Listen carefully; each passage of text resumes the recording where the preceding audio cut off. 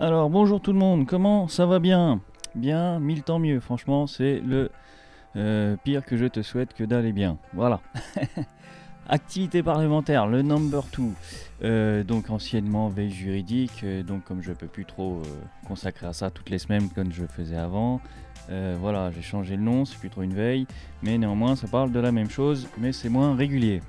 Donc, je sais tu t'en fiches, mais j'explique quand même un petit peu ce qui se passe. Activité parlementaire number 2.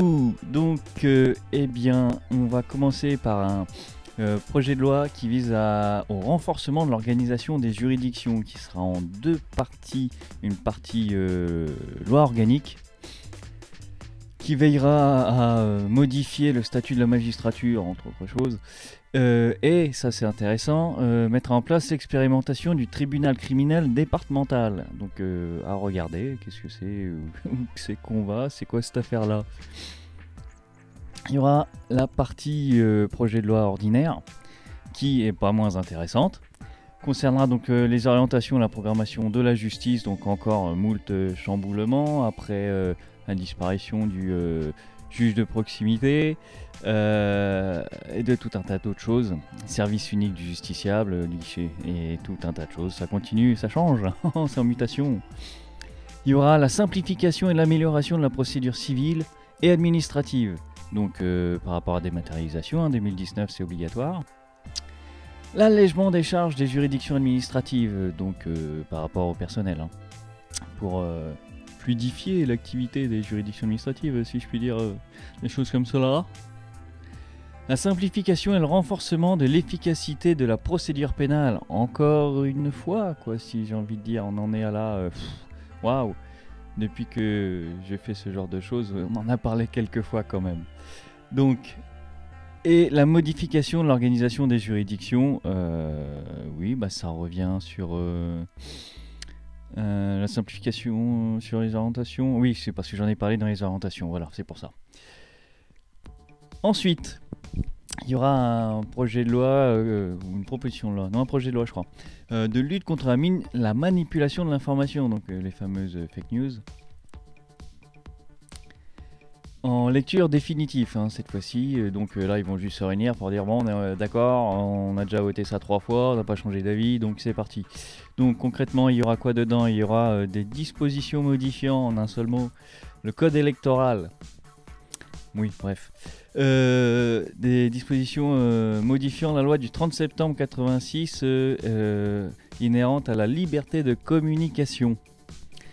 Des dispositions en ce qui concerne les devoirs des plateformes en ligne pour la lutte contre la diffusion des fausses informations. Et des dispositions relatives à l'éducation aux médias et à l'information, donc directement à l'école.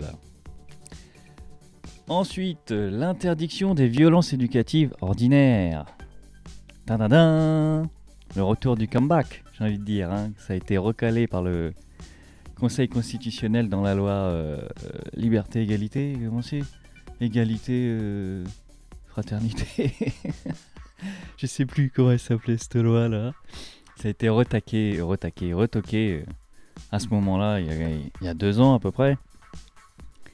Et donc les revoilà à l'assaut.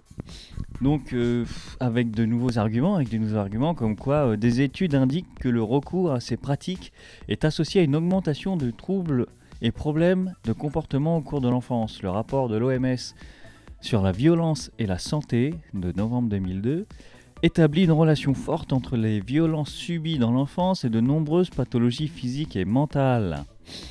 Ouais, mais ça moi je veux bien le croire, y a pas de problème, juste comment on fait en 2018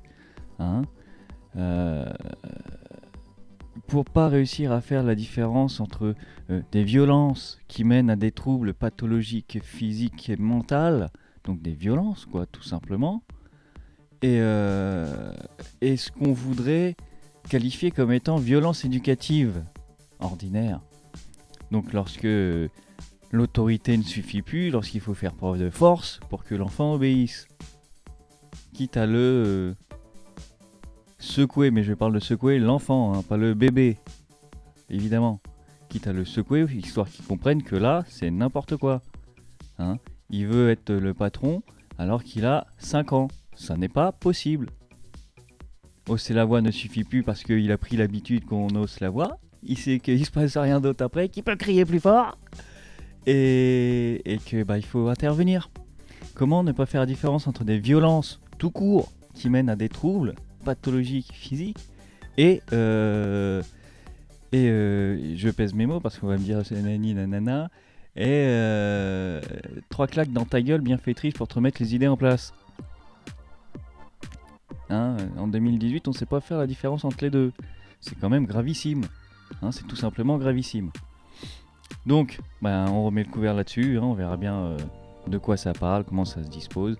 Mais t'as vu que le droit pénal est suffisamment étoffé pour régler ce genre de situation.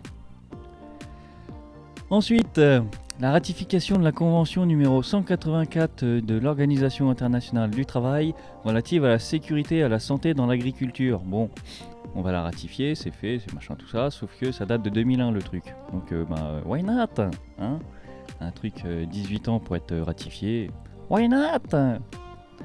Donc, dans le terme agriculture comprend les activités agricoles et forestières, l'élevage des animaux et des insectes, la transformation primaire des produits agricoles et animaux par l'exploitant ou en son nom, l'entretien de machines, d'équipements, d'appareils, d'outils et d'installations et de stockage, opération ou transport effectué dans une exploitation agricole liée à la production. Donc absolument tout, quoi. Par contre, ils n'ont pas parlé des rapports avec les distributeurs et l'encadrement des prix. Ça aurait pu rentrer en ligne de compte, hein, ce qui est de la santé au travail.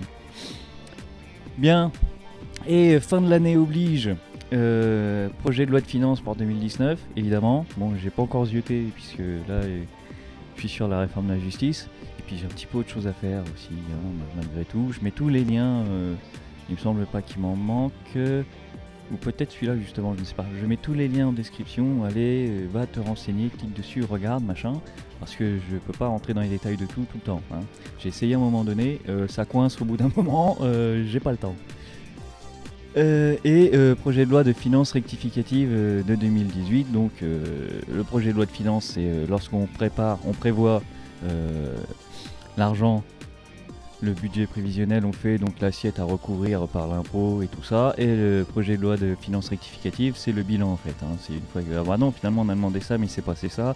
Donc il faut l'acter dans la loi, hein, puisque l'usage de l'argent public doit faire accord express depuis la Révolution du peuple par ses représentants. Voilà. Ensuite, il y aura un projet de loi par rapport à l'exposition des enfants aux écrans. Alors, pour une fois, je trouve l'idée pas trop bête, parce que c'est vrai que quand le cerveau est en train de se former par rapport aux perceptions extérieures, la perception dans l'espace, hein, les choses et tout ça, tu sais, à l'époque où tu bouffes ton pied, quoi. Je pense que ça peut être un petit peu très dommage de détourner cette attention sur un écran. Bon, ça se fera quand même, au bout d'un moment, c'est obligé, mais dans un ordre un petit peu bizarre, quoi. Pourquoi pas, faut voir comment. Hein. Après, il faut pas que ça devienne une interdiction totale de faire tout par tout le monde en permanence. Malheureusement, il y en a toujours des qui font n'importe quoi, mais c'est éternel débat. Fliquer tout le monde pour deux qui foutent la merde. Bon, voilà, quoi. Donc pourquoi pas. Et c'est dans le but donc d'obliger les fabricants d'ordinateurs, de tablettes et de tout autre jeu ludeux pédagogique disposant d'un écran à indiquer sur l'emballage de ces outils numériques que leur utilisation peut nuire au développement psychomoteur des enfants de moins de 3 ans. Là c'est pareil, 3 ans, bref, ok. Et puis ma foi, il y a un chapitre autre. Donc au chapitre autre, c'est donc les autres travaux parlementaires que je ne vais pas détailler plus que ça, mais qui me semblent un petit peu intéressants. Donc une proposition visant à la création d'une commission d'enquête sur la lutte contre les groupuscules d'extrême droite en France. La politique spatiale européenne, ça m'intéresse.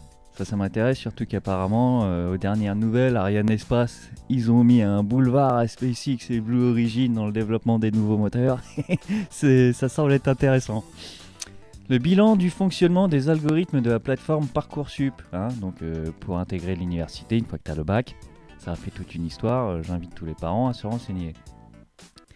Et un projet de note scientifique sur les risques sanitaires et environnementaux de l'huile de palme. J'ai envie de dire 10 ans après, mais voilà. Donc, eh bien, bah, ma foi, comme il disait l'autre, voilà, c'est fini, hein, ma foi. Je sais pas si j'ai ressassé beaucoup de choses, ouais, 2-3 trucs quand même. Mais néanmoins, c'est fini. Que dire de plus que, bah écoute, gars, bah abonne-toi, gars, hein, like, gars, partage, et puis lâche un com, why not. Et puis voilà. Merci. Bon week, à la semaine prochaine. Allez, ciao.